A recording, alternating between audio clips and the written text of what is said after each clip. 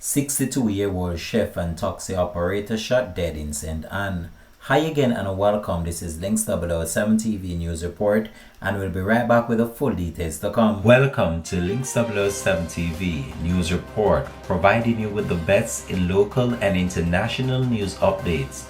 This is a place where you can get the most reliable and informative news information.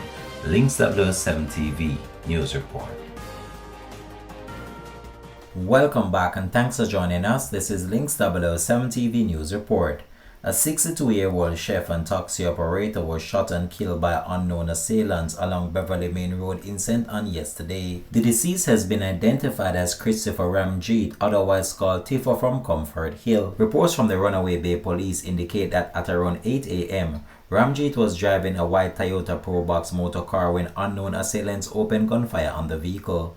Ramjeet was shot multiple times in the upper body, causing the vehicle to crash into an embankment. Police found Ramjeet unresponsive in the driver's seat with gunshot wounds. He was transported to the hospital where he was pronounced dead.